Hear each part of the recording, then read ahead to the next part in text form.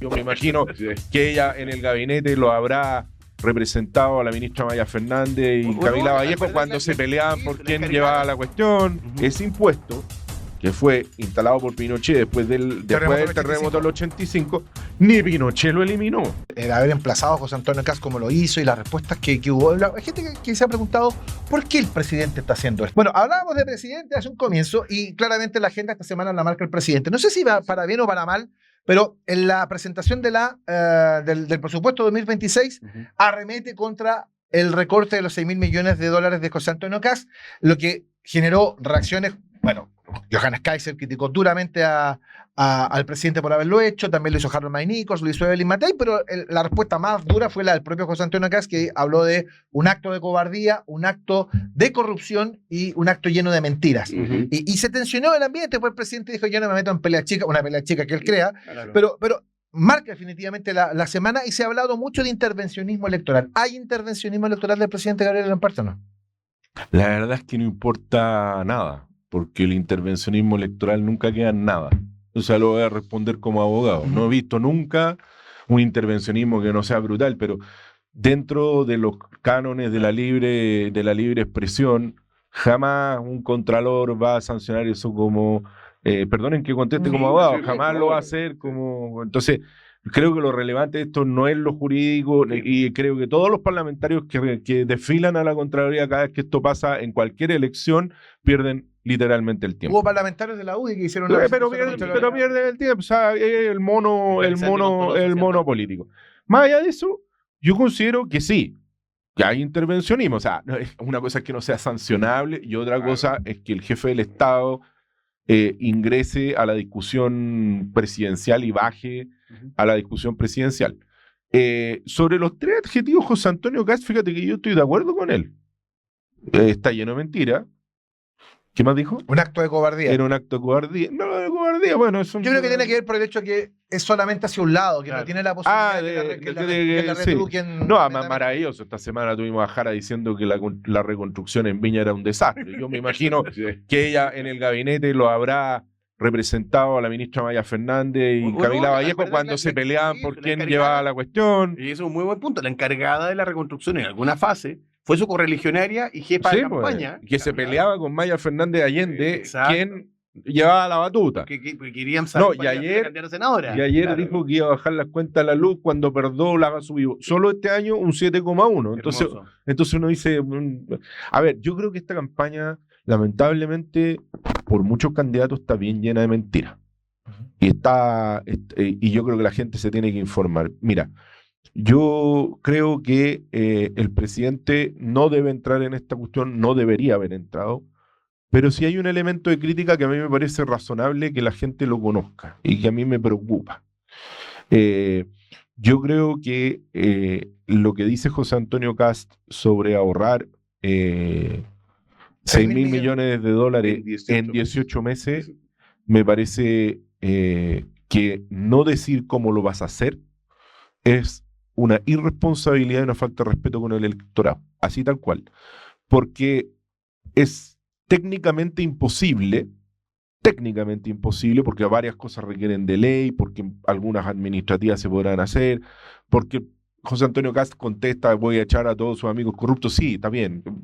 Yo también lo haría. Esta semana habló de un recorte en el gasto político. El gasto corriente, pero eso no te hace ni una diferencia. Claro. Y no hace diferencia el próximo año tampoco. Entonces, ayer un connotado republicano escribía una carta en el Mercurio diciendo cómo se hacía este recorte, que incluso se podía llegar a 7.000 en un año. Bueno, Kaiser propone 12.000. 12.000. Entonces, pero hablemos en serio. Pero nos daba la receta de cómo se hacía. Primero decía: hay que cortar gastos superfluos, como por ejemplo el subsidio al diésel. ¿Ok? Ya, y usted va a tener los camiones desde Yayay hasta la entrada a Santiago y desde la entrada de Santiago hasta Rancagua, porque, perdónenme, ese impuesto que fue instalado por Pinochet después del terremoto del 85, ni Pinochet lo eliminó. No. Ya, entonces, ¿para qué? Era platita. O sea, una cosa esto de tener carácter y otra cosa es. Y después todas las demás. perdón, chicos, Vale. rebajar la evasión del Transantiago al 0%. ¿Cómo va a hacer eso en un año? O sea, a ver, sinceramente, el gobierno del presidente Piñera se llegó a un 30, Claro. hoy día están un 40 y tanto. 22 O sea, y es algo. muy, muy complejo. O sea, llegar a 0 en 18 meses, o sea, o instaláis un carabinero arriba de cada bus, que es imposible técnicamente, porque si no sacáis un carabinero en la calle. Cerca de O sea, 17.000 O carabineros sea, en bus. yo lo que quiero decir con esto es que uno tiene que ser responsable cuando es ese tipo de promesa al país. O, lisa y llanamente, decir, mire, yo voy a tener que recortar derechos sociales ya adquiridos y vamos a tener que hacer todo con una constricción. Ya no vamos a la PGU. Ya no vamos a la PGU u otra cosa, pero no Claro. inventemos Sí, cuestiones. María, Mira, mira, respecto a los sí, te lo paso al tiro, subsidios Chicón, te lo paso al tiro. perdón, dale. Brevemente, lo que Dale, pasa es dale. que la semana pasada nosotros hablamos de esto, hubo gente del comando, no comando acá, hubo gente que dijo, oye, pero que ustedes le pegan acá. No, mira, nosotros hemos puesto el tema, y además la semana pasada hicimos algo, anticipamos que este tema iba a ocurrir. Claro. Anticipamos que la crítica respecto del recorte presupuestario de José Antonio Kast iba a generar polémica, como finalmente lo hizo. Ahora, el presidente Mira. toma la bandera, y además hay una cosa que Mira, dando vueltas- déjame para ese punto, para la gente que ve el programa. Ujú. Yo estoy bien choreado de una cuestión. Yo tengo el mejor de los respetos por José Antonio Kast, incluso he estado con él muchas veces, que lo considero un tipo muy inteligente. Pero la gente que lo sigue muchas veces tiene un tono que a mí no me gusta. No. Porque una cosa A mí es, me pasaba con Bielsa me caía muy bien, pero los bielcistas me caían como las una pelotas. cosa es la reyerta, que Evelyn Matei le pegue, que él le pegue a Evelyn Matei, y haya una La patada cosa- en el fútbol. la batalla del fútbol, ok. Pero otra cosa es que haya gente que sabe que necesita el voto de segunda vuelta, si es que José se da- Antonio pasara, que sabe que necesita ese voto de vuelta y lo único que hace todo el día Ya alejarlo. es alejarlo. Sí, claro. Entonces, no estoy diciendo que con esto en segunda vuelta esa gente va a ir a votar por Jara, pero cada vez dan menos ganas Claro. de estar en Dan una más ganas de segunda. armar el asadito en la casa y Entonces, pagar la ¿sabéis multa. qué? Yo creo que hay algunos que tienen que bajarle 3 tonitos al punto, porque además la soberbia, Sí. a mí me ha enseñado en política que es muy mala Don cosa. Chijón, por favor. Mira, quiero más retrotraer la conversación muy brevemente al tema del subsidio al diésel, que era una de las medidas. ¿Ya? Justamente hoy día el gobierno acaba de dar marcha atrás en la eliminación del subsidio al diésel en la región De Magallanes. Magallanes. Y lo habían hecho Antes de que se prendiera. Antes de que se prendiera todo. ¿Y por qué? Porque hay subsidios en las regiones extremas. y Es la sencillamente región del presidente. en la región Claro. del presidente y de su padre, ¿ya? Claro. Y en la región que tradicionalmente ha sido de izquierda, hasta Sí. ahora un poco menos, pero mantiene un caudal de voto importante y con eso sencillamente sigue todo al tacho. ¿no? Ahora, perdón, Marcelo, la gente se ha preguntado a partir de la aparición del presidente, la comparecencia, lo que dijo, el haber emplazado a José Antonio Kast como lo hizo y las respuestas que hubo. Hay gente que se ha preguntado por qué el presidente está haciendo esto. Yo he escuchado comentarios durante la semana decir, mira, el presidente hace esto porque quiere levantar a José Antonio Kast y la estrategia que ellos tienen en su mente es, bueno, un Kast presidente, 4 años, con la sociedad chilena tensionada. Bueno, eso facilitaría el regreso de Boric en 4 años más. He escuchado eso, se instalara a Kast como el némesis. Pero yo no sé si me cuadra algo así, Marcelo. ¿En qué sentido? ¿Por qué no te cuadraría? Porque ¿A ti te cuadra? me hace todo el sentido del mundo y por lo siguiente. La polarización es algo que solo beneficia a quienes están en los polos. El Frente Amplio dio una clase magistral durante estos años de cómo eliminar a la socialdemocracia y a la centroizquierda. Y lo hizo sobre la base de fagocitarla. La derecha radical va por los mismos pasos hacia la centroderecha, sin lugar a duda. Si llegase a ganar José Antonio Kast, yo creo que no va a ocurrir, yo creo que va a pasar la segunda vuelta de Evelyn Matei. Pero llegara a pasar José Antonio Kast y no pasara Matei, sino pasara Jara, lo más probable es que nuevamente, así como ocurrió hace 4 años atrás, la hegemonía de esa campaña estaría en manos de la gente de Kast y la gente de, digamos, la centro-derecha quedaría fuera, excluida. En un eventual Bueno, es lo gobierno- que correspondería, Por ¿no? supuesto, también. En un eventual gobierno de José Antonio Kast, evidentemente ocurriría que probablemente termine gobernando con su gente, y es lo natural, es lo lógico. Es lo y que está bien. correspondería, obvio. Entonces, de esa perspectiva, esa polarización solamente tiende a beneficiar a aquellos que están en los polos. Y Gabriel Boric, muy hábilmente, porque si hay una cosa que tiene Gabriel Boric es habilidad, es reconocer que él es parte de un polo. Y desde esa perspectiva, a él le conviene que su némesis esté permanentemente activado. El némesis Pinochet se acabó, porque murió hace varios años. Hoy día tienen un némesis distinto, que se llama José Antonio Kast. Entonces ese es el juego, creo yo. Mira, Sí, yo quiero recoger unas palabras que en algún programa de radio dijo la senadora Rincón, Jimena Rincón.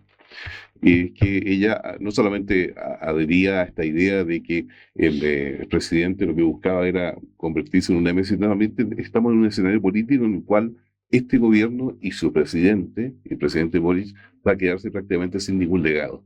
Por lo tanto, ya que no tienes un legado político que mostrar, lo que tienes que generar es un escenario de acción política futuro tal que te permita mantenerte vigente durante los próximos 4 años. Y ese escenario se lo genera exactamente José Antonio Kast, por la posición más a la derecha que tiene y más, no quiero decir extrema, ¿ya? Pero más radical. Más radical. El concepto Alan García. El concepto de Alan García. Y por otro lado, eso lo favorece. ¿Por qué? Porque en su íntimo corazón nuestro presidente sigue siendo el diputado Boric. Claro. ¿No? Y el opositor era el actual presidente Boric. Le ha costado mucho tomar... Claro, o sea, ustedes son de la teoría de Ha que madurado un pelito, pero... de que el presidente que tenemos es un presidente que de alguna manera está impostando esta visión entre comillas más socialdemócrata. No. O sea, yo creo que lo ha impostado siempre. Pero quizá aprendí. O sea, también yo creo que humanamente uno tampoco puede hacer juicios tan categóricos. Yo creo que sí, es el diputado Boric, de eso no tengo la menor duda, pero también ha sido presidente 4 años y los presidentes aprenden que la política no es el espacio de la virtud, ni de lo que yo voy a hacer y nadie más va a hacer.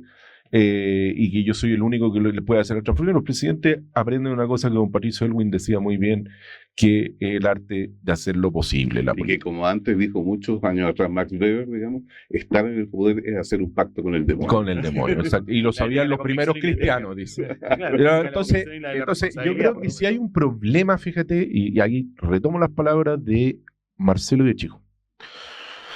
Yo creo que la tensión, la polarización efectivamente favorece a los polos. Eso es una cuestión indesmentible, está estudiado en ciencia política, ¿sabes?